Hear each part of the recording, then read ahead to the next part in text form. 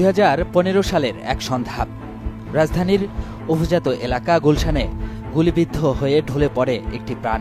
নিহত হন সেজারে তাভেল্লা নামে এক বিদেশি নাগরিক। বিদেশি হত্যা করে দেশের ভাবমূর্তি নষ্ট করবে আর তাদেরকে আমরা ছেড়ে দেব, এটা কিন্তু না। কিন্তু এটি কি শুধুই বিচ্ছিন্ন একটি ঘটনা, নাকি পর্দার আড়ালে লুকিয়ে থাকা গভীর কোনো ষড়যন্ত্র? শুরু থেকে আমাকে তারা চাপ সৃষ্টি করতেছিল তারেক এবং গাইবের নাম আমাকে আদালতে বলার জন্য। কে বা কারা ছিল এই হত্যার পেছনে? কেনই বা বেছে নেওয়া হলো একজন ভিনদেশি নাগরিককে? দেখি পশ্চিম দ্বার থেকে দুইটা ছেলে দৌড়ে যাইতেছে। ওই সাইডে একটা হোন্ডা ছিল, হোন্ডা উঠে তারা গেছে। এত বছর পরেও কি এই মামলার রহস্য উন্মোচিত হয়েছে? যে লোকগুলি যে অনার্থক জেলকা একদম হুদা, এটা প্রকৃতি মানে সন্ত্রাসী আমার আইডিয়া দিতে। এক দশক আগে সেই হত্যাকাণ্ডের অনুসন্ধানে নেমে চমকপ্রদ তথ্য পেয়েছে টিম সার্চলাইট, জানিয়ে সাজানো হয়েছে সার্চলাইটের 2 পর্বের ধারাবাহিক প্রতিবেদন।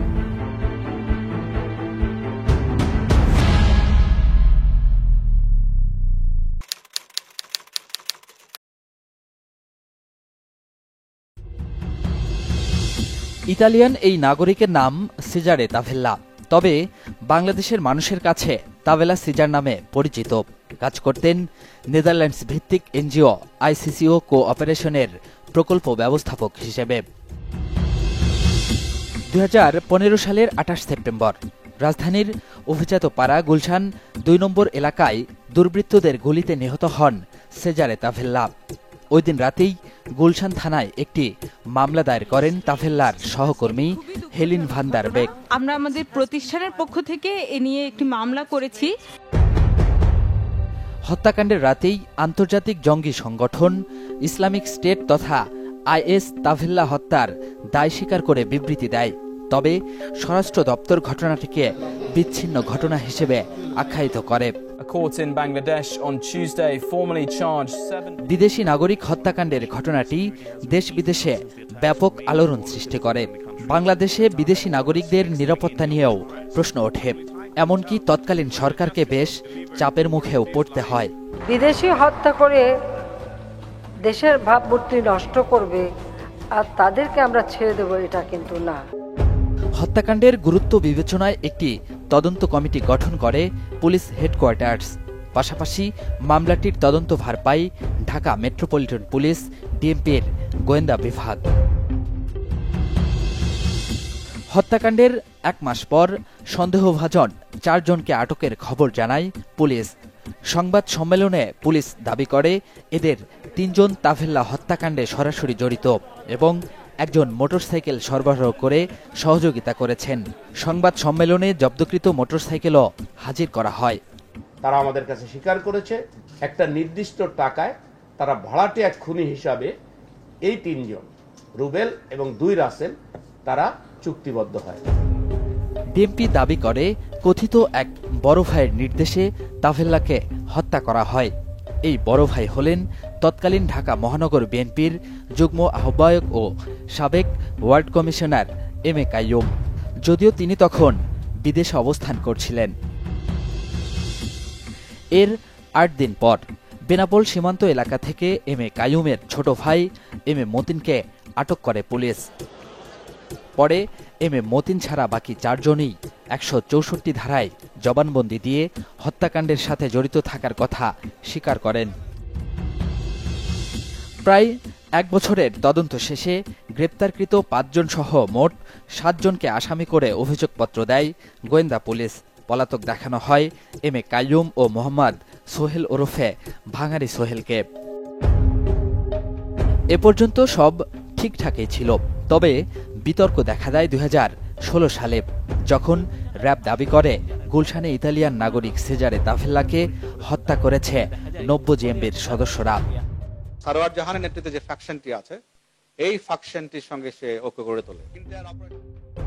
সংবাদ সম্মেলনে র্যাবের প্রধান বেনজির আহমেদ জানান, রংপুরে জাপানি নাগরিক হোশি কুনিও ছাড়াও পুরোহিত, ধর্মযাজক, পুলিশ, ভিন্ন ধর্মাবলম্বী সহ 40টি হত্যাকাণ্ডের সাথে জড়িত এই নতুন জঙ্গি সংগঠন। র্যাবের এমন তথ্যে দেশজুড়ে তোলপাড় শুরু হয়। তাফেল্লা হত্যা মামলায় গোয়েন্দা পুলিশের তদন্ত নিয়েও প্রশ্ন উঠতে শুরু করে, যদিও স্বরাষ্ট্র মন্ত্রণালয় ও সরকারের হস্তক্ষেপে বিষয়টিকে তখন ধামাচাপা দেয়া হয়।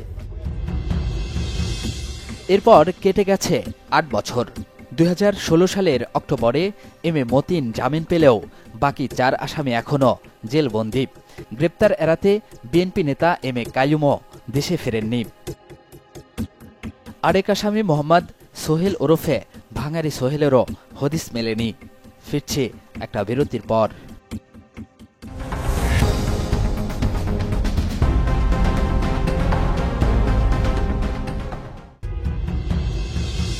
তাভেল্লা হত্যার একমাত্র প্রত্যক্ষদর্শী সেতারা বেগম, পেশায় ভিক্ষুক। থাকতেন গুলশান ২-এর ৯০ নম্বর সড়কের ফুটপাতে ছোট্ট একটি কুঁড়ে ঘরে। এটা তো লাগে গুল্লির হাউস। এই মানে আমি পশ্চিম দিকে ফলো করলাম, ছেলে দুইটা দৌড়ে আইলো। তা এইখানে আবার একটা হুন্ডা থামানো ছিল, উত্তর সাইডে একটা হুন্ডা থামানো ছিল, পূব সাইডে।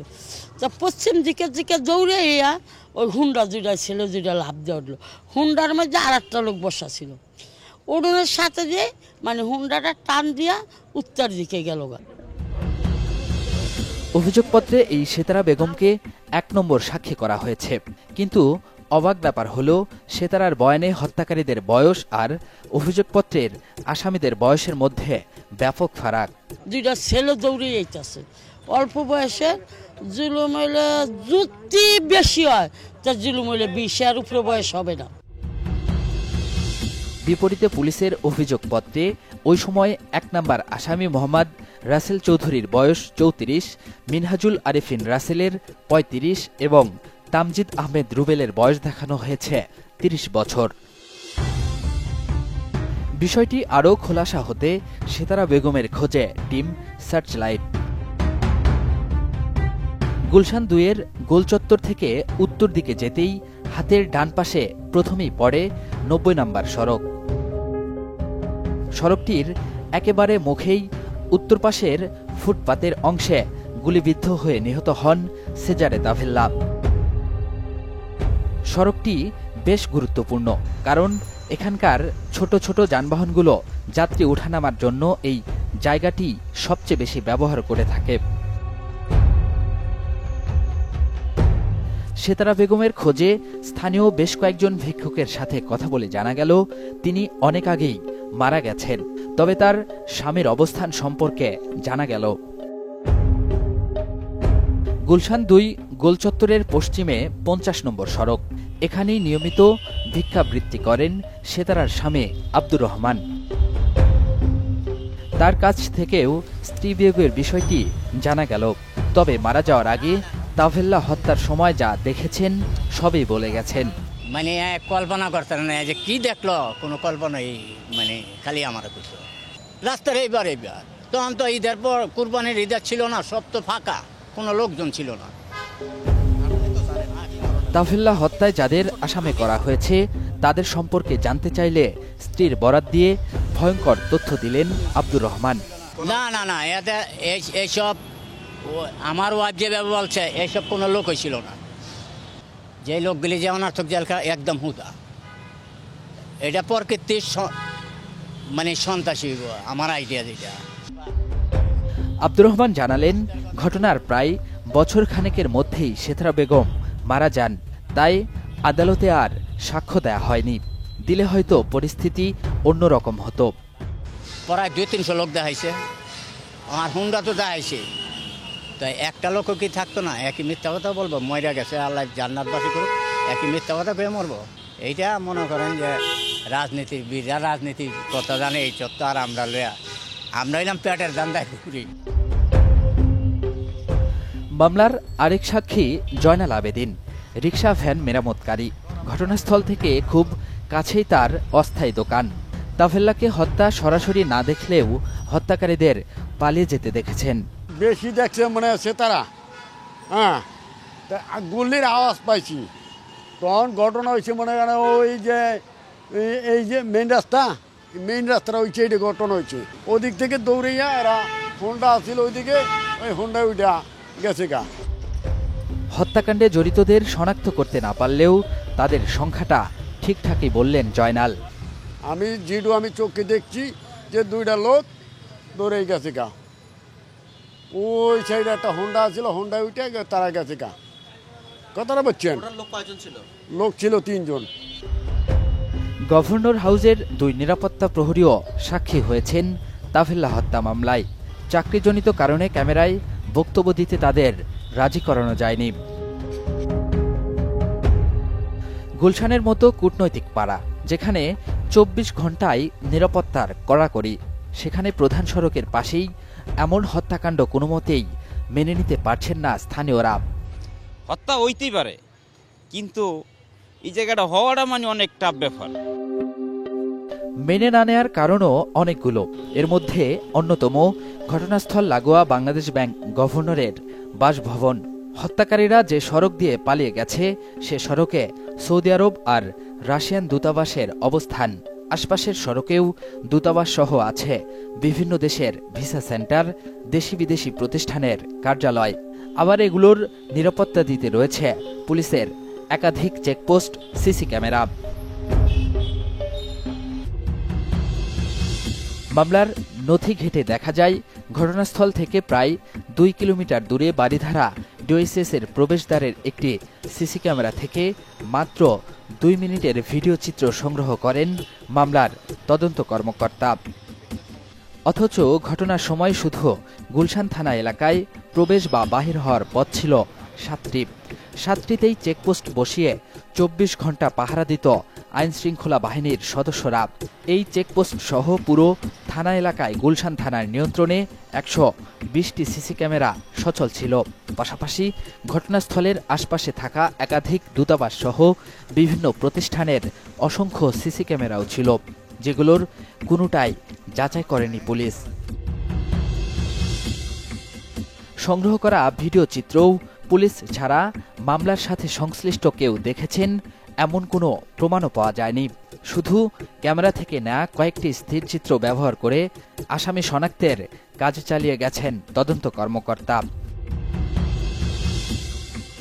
সেখান থেকে 2টো ছবি টিম সার্চলাইটের হাতে আসে, যা খুবই অস্পষ্ট। শুধু তাই নয়, মোটরসাইকেলে চালকসহ 3 জন থাকার কথা থাকলেও রয়েছে 2 জন, আর এমন অস্পষ্ট ছবি দিয়েই ধরা পড়েছে আসামি। অভিযোগ উঠেছে, প্রকৃত অপরাধীদের শনাক্তের পরিবর্তে মামলাটিকে রাজনৈতিক হাতিয়ার হিসেবে ব্যবহার করা হয়েছে।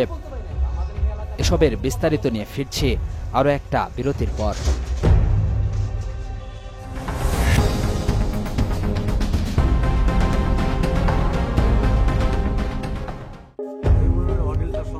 বাংলাদেশ জাতীয়তাবাদী দল বিএনপির অন্যতম নেতা এম.এ. কাইয়ুম সেজারে তাফেল্লা হত্যা মামলার 7 নম্বর আসামি। অভিযোগপত্রে বলা হয়েছে তিনি এই হত্যাকাণ্ডের মাস্টারমাইন্ড। তাফেল্লা হত্যাসহ রাজনৈতিক বিভিন্ন মামলায় জর্জরিত এম.এ. কাইয়ুম দীর্ঘ 10 বছর নির্বাসিত জীবন কাটিয়েছেন। গণঅভ্যুত্থানে ছাত্র জনতার বিজয়ের পর সম্প্রতি দেশে ফিরেছেন। বলো যে তারেক রহমান খালেদা জিয়ার নির্দেশে তোমার ভাই তোমাকে বলছে যে এখানে গিয়ে তুমি একটু বিদেশে হত্যাকাণ্ড ঘটা একটা অস্থিতিশীল করো, এটা তারেক সাহেব এবং খালেদা জিয়া আমাকে নির্দেশ। সেটা মতিনকে এই কথাটা 164 করার জন্য তারা খুব গুম করে রাখে, চাপ দিচ্ছিল। সে এটা স্বীকার করে নাই, বলে নাই। তো ফাইনালি যখন তারা পারে নাই, তখন আর 164 সে করে নাই। এম.এ. কাইয়ুমের দাবি, তাফেল্লা হত্যাকাণ্ডে তার কোনো সম্পৃক্ততা নেই। ছোট ভাই মতিন ছাড়াও যারা আসামি হয়েছেন বেশিরভাগই বিএনপির রাজনৈতিক কর্মী, আর এটাই তাদের জন্য কাল হয়ে দাঁড়িয়েছে। বাইগনা রাসেল আর ওই শরীফ যে ছেলেটা, এটা আমাদের বিএনপির রাজনীতির সাথে সম্পৃক্ত। তখন ছাত্রদল করে আমি কমিশনার ছিলাম থানা সিটির, ওইভাবে আমার সাথে সম্পৃক্ততা জুনিয়র ছেলে পেলে। যেমন রাসেলের ওর মা হলো আমার মহিলা দল করে, তো ওর মা আমাদের সাথে যোগাযোগ ছিল। ওই ছেলের আমি আসলে বাইফেস চিনতেও পারবো না হয়তো, বাট তারা আমাদের দলের সাথে সম্পৃক্ত ছিল। এম.এ. কাইয়ুমের সহোদর এম.এ. মতিন তাফেল্লা হত্যা মামলায় জড়িয়ে শুধু গার্মেন্টস ব্যবসায় হারিয়েছেন স্বাভাবিক জীবনও। দীর্ঘ 10 বছরের যন্ত্রণা তাকে এখনো তাড়িয়ে বেড়াচ্ছে। এম এ মতিনের অভিযোগ 2015 সালের 5 নভেম্বর পুলিশ তাকে সীমান্ত থেকে গ্রেপ্তার দেখালেও 16 দিন আগে অর্থাৎ 20 অক্টোবর তাকে বাসার সামনে থেকে তুলে নেওয়া হয় ডিএমপির ডিবি অফিসে। একটা স্কালারের গাড়ি আইছে, গ্লাসটা ঠেলে দিয়েছে, বাইরে পাশা ধরিয়ে পিছন সাইড ধরিয়ে ধাক্কা দিয়েছে, গাড়ির ভিতরে যেয়ে পড়ছে। লম্বা একটা লোক, এই আর ভিতরে কয়জন কি ছিল আমি জানি না। সিসি ক্যামেরার ফুটেজেও এর সত্যতা মেলে।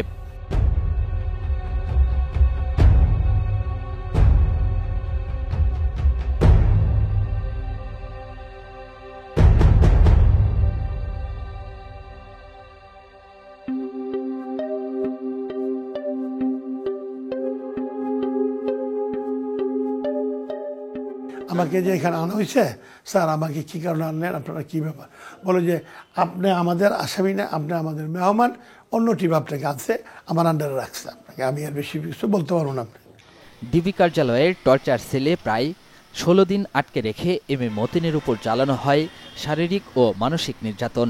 শুরু থেকে আমাকে তারা চাপ সৃষ্টি করতেছিল, তারেক এবং কাইবের নাম আমাকে আদালতে বলার জন্য, আমাকে নিয়ে যাবে আদালতে, সেই ক্ষেত্রে আমার মুক্তির ব্যবস্থা করবে তারা। আমি বলছি যে না, আমি তো কিছুই জানি না, মামলার সম্বন্ধে আবার আরেকজনের নাম আমি কোত্থেকে বলবো। মতিনেরও আগে সন্দেহভাজন 4 জনকে আটক করে গোয়েন্দা পুলিশ। তাদের একজন মোহাম্মদ রাসেল চৌধুরী ওরফে চাক্কি রাসেল। দক্ষিণ বাড্ডা এলাকায় রাসেল চৌধুরীর বাড়িতে টিম সার্চলাইট। তার মা আফরোজা আক্তার আভাকে পাওয়া গেল। একমাত্র ছেলেকে কিভাবে সাদা পোশাকধারী পুলিশ তুলে নিয়ে গেছেন তা জানালেন। ভিতরে গেট দিয়ে যে আরো 4-5 জন ঢুকছে, আমরা তারিরে দেখি নাই, একে সরাসরি দুইকে বেডরুমে ঢুকছে, দুইকে রাসেল ওই বেডরুমেই পাইছে। এই জায়গায় দাঁড়িয়ে দাঁড়িয়ে হ্যান্ডকাপ পরাইছেন। কি ব্যাপার, আপনি ওরে হ্যান্ডকাপ পরাইতেছেন, কি ব্যাপার, কি ওর কি ওয়ারেন্ট আছে, কোনো আছে? পরে শুনবেন, পরে কিছু না হইলে, কিছু না পাইলে আমরা আবার আইনা দিয়ে যাবো। ওর কাপড় চুপড় সব নিয়ে গেল আর কি। আফরোজা আক্তারের বাবা মরহুম আতাহার আলী খন্দকার সাবেক গুলশান থানা বিএনপির প্রতিষ্ঠাতাদের একজন। বংশ পরম্পরায় বিএনপি পরিবারের তৃতীয় প্রজন্মের সন্তান রাসেল নিজেও রাজনীতিতে মোটামুটি সক্রিয় ছিলেন।